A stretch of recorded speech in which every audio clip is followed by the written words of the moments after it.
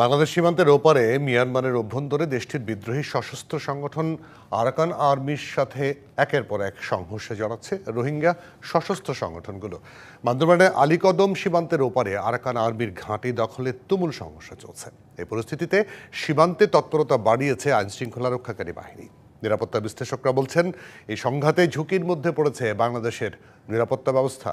আমাদের সঙ্গে অতিথি হিসেবে যুক্ত হয়েছেন আন্তর্জাতিক সম্পর্ক বিশ্লেষক অধ্যাপক এম শাহিদুজ্জামান। অধ্যাপক শাহিদুজ্জামান, আপনাকে স্বাগত। আমরা কেন বলি, মানুষকে আশ্বস্ত করার জন্য যে আমাদের আইন শৃঙ্খলা বাহিনী প্রস্তুত আছে, ভালো কাজ করছে, আমাদের কোনো ঝুঁকি নাই। ঝুঁকি নাই, এটা একেবারেই অত্যন্ত দায়িত্ব জ্ঞানহীন কথাবার্তা।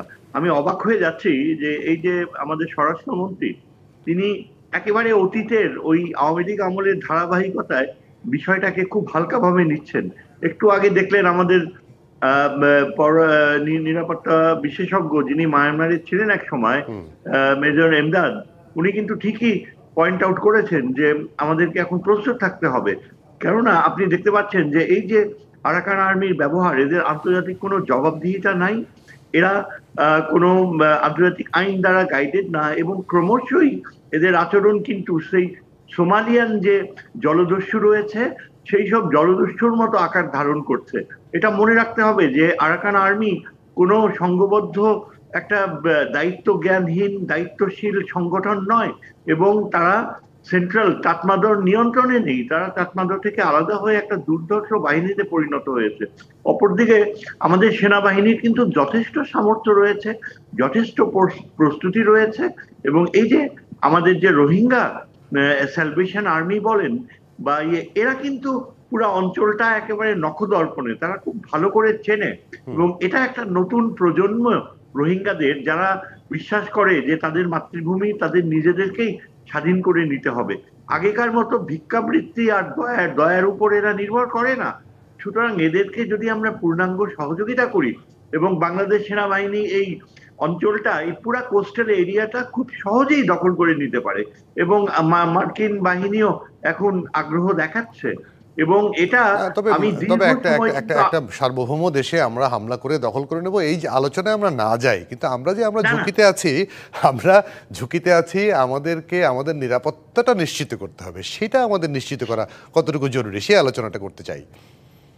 দেখুন, আমি কিন্তু সার্বভৌম দেশে আমরা দখল করে নেব এরকম কোনো কথা বলি নাই।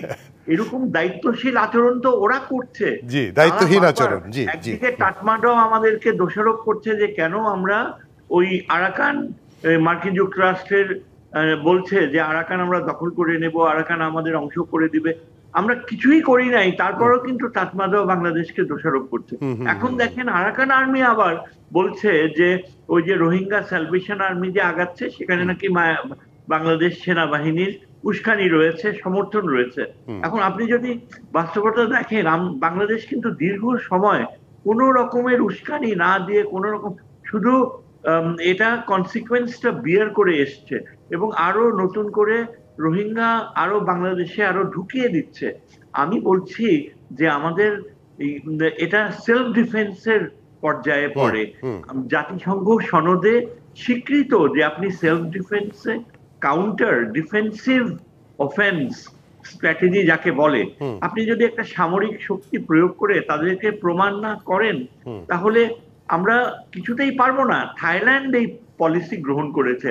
থাইল্যান্ডের সেনাবাহিনী কিন্তু সবসময় মায়ানমারকে আঘাত করে, এবং এভাবেই থাইল্যান্ড তার সার্বভৌমত্ব রক্ষা করছে। এখানে একটা সমস্যা আছে না অধ্যাপক শাহিদুজ্জামান, যে এখানে আসলে যে আরাকান আর্মির বিরুদ্ধে এই রোহিঙ্গার যাদের সশস্ত্র গোষ্ঠী তারা লড়ছে, তারা কেউই কিন্তু কারো মাধ্যমেই তারা স্বীকৃত নয়। আরাকান আর্মিও না, তারাও কেউ না। মানে কার সাথে কার যুদ্ধ হবে, কি হবে, সেটা তো আসলে মুশকিল না। এই জায়গাটা ইকুয়েশন মোটেও মুশকিল না। আমি আপনাকে বলি, আমাদের যে ডিজিএফআই ইন্টেলিজেন্স গত 1 বছর ধরে থরলি কিন্তু স্টাডি করেছে। আমাদের ডিজিএফআই যথেষ্ট কাজ করেছে। সীমাবদ্ধতা সত্ত্বেও গত বছর 1 বছরের মধ্যে এখন অনেকটা আমাদের জানা যে কোন দল কোন দিকে।